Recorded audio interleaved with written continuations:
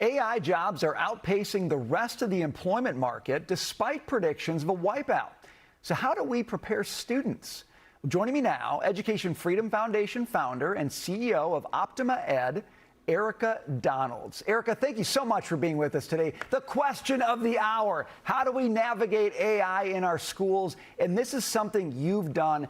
Talk about the role schools need to play to help our young people in this new AI economy.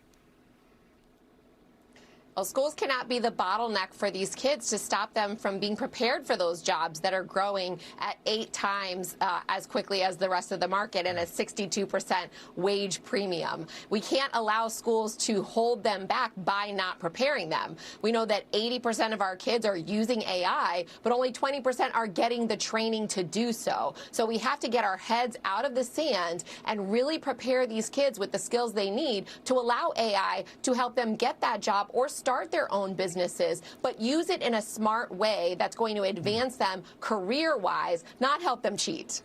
You know why I love talking to you about this? You not only have the AI background, but you've also been involved in a lot of classical schools, an older, rooted approach to education. It strikes me when I talk to people who know something about this space, they say the key with AI is knowing how to ask great questions. In other words, when we're talking about AI education, it's not just about getting kids onto a screen or onto a system, but teaching them how to think rigorously for themselves. Oh, absolutely. I love AI for the purpose of extending a student's thinking, and I teach my own children to use it in that manner.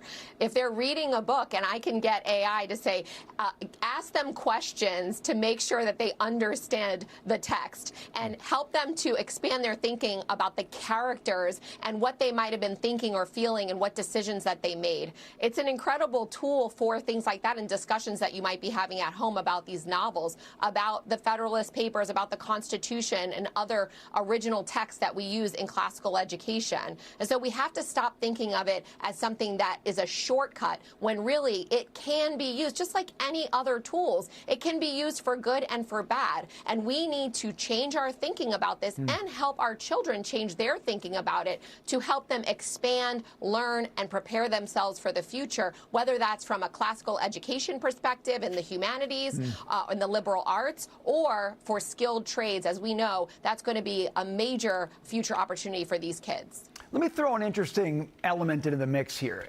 AI is entering the classroom, but many states are already enacting phone bans to limit school screen time and improve grades and protect students' mental and physical health. So, Erika, I'm curious to know how you think about balancing all this. The need on the one hand to help kids learn how to use AI as a helpful tool, but on the other hand, to keep them away from a lot of the stuff that can be distracting on screens. What do you say to that? I am in full support of cell phone bans in schools. I've been saying this since we started the BYOD, Bring Your Own Device programs in the school district where I served as a school board member. The distractions are on those personal devices. It's incumbent upon school districts and schools themselves to provide devices that are completely locked down and are only allowing for the technology that is going to actually focus those students on the task at hand. Any AI that might be involved on those devices has to be locked down and safe for students and focused on core instruction. And that's what's really important. I know parents are very concerned about this, and they should be. That's why it's really important that the schools themselves own the devices, control the devices, ensure that there are no distracting elements or applications on those devices, but that they can be used with AI, with the parents' permission, to help teach those kids how to use these tools. Erika, you're a parent, I'm a parent. We got a lot of parents watching this who are saying, how do I evaluate my school? How do I know that my school is doing the right things here? What do you look for to know that your school is on the right track when it comes to AI?